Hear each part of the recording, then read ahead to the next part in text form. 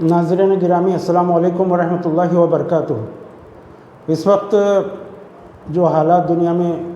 वक़ू पज़ीर हो रहे हैं और जिस तरह से जंग चल रही है, बल्कि जंग के बजाय इसको एक तरफ़ा यलगार कहना चाहिए कि दुश्मन की जानिब से इस्लाम और मुसलमानों के अक़ायद को, उनके ममालिक को, उनके तहज़ीब व तमद्दुन को और उनके दीन के ऊपर हमला करने की कोशिश की गई है। लोग गलतफ़हमी का शिकार हैं कि ये महज तेल की जंग है या ज़मीन की जंग है, लेकिन हालात बिल्कुल खुलकर सामने आ गए हैं और दुश्मन ख़ुद ये बता रहा है कि ये एक सियासी जंग नहीं है बल्कि एक मजहबी जंग है। और हम अपने मसीहा को, जिसको हम मसीहुद दज्जाल कहते हैं, इसके आने की तैयारी कर रहे हैं। तो मुसलमान इस वक्त भी ख्वाब गफलत में शिकार हैं और ये समझ रहे हैं कि एक मुल्क है जिसने दूसरे मुल्क पर हमला किया है और शिया सुन्नी कर रहे हैं। हालांकि आपको और मुझे मालूम होना चाहिए कि जब जंगल में आग लगती है तो जब पूरे जानवर इकट्ठे हो जाते हैं और चारों तरफ से आग उनको घेर लेती है, तो शेर को पता नहीं चलता कि मेरे बाजू गीदड़ है और गीदड़ को पता नहीं चलता कि मेरे बाजू बकरी है। इस तरह से सारे जानवर एक जगह जमा हो जाते हैं। लेकिन इसके बावजूद इस मिसाल के बरखिलाफ़ मुसलमान आज भी फ़िरक़ों के अंदर बटे हुए हैं और आज भी मुख्तलिफ़ अंदाज़ में एक दूसरे पर तंज़ और ताने कर रहे हैं। हालांकि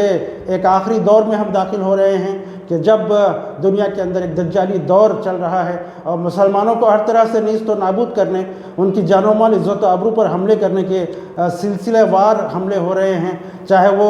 कोई भी मुल्क क्यों ना हो, मुख्तलिफ़ अंदाज़ में इस वक्त सह्यूनी और सलीबी और मुशरिक ताकतें एक जगह जमा होकर मुसलमानों के वजूद को मिटाने की कोशिश में लगी हुए हैं। हमको मालूम होना चाहिए कि इस वक्त एक तरफ शैतान की पूजा करने वाले और एप्स्टीन गैंग के लोग मुसलमानों को और इस्लामी शिनाख्त को और इस्लामी तहज़ीब व तमद्दुन को, बल्कि दीन को पूरी तरह से मिटाने की कोशिश में लगे हुए हैं और हम जानते भी नहीं हैं। जम्ब गफ़ीर हमारे दरमियान में अक्सरियत ऐसी है जो ये बात नहीं जानती कि इस वक्त हम पर चारों तरफ से इल्गार हो रही है और हमारे वजूद को मिटाने की कोशिश हो रही है। ऐसे हालात में हमें एक दूसरे से इत्तेहाद के साथ अपने इख्तिलाफ़ात को मिटाकर एकजुट होने की ज़रूरत है और अपने आप को और अपने आने वाली नस्लों को इस्लाम और उसके तक़ाज़ों और उसकी तालीमात से आरास्ता करने की ज़रूरत है। अल्लाह के दामन से चिमट जाने और रसूल करीम सल्लल्लाहु अलैहि वसल्लम की तालीमात से जुड़ जाने का वक्त आ गया है और दुआएं करने और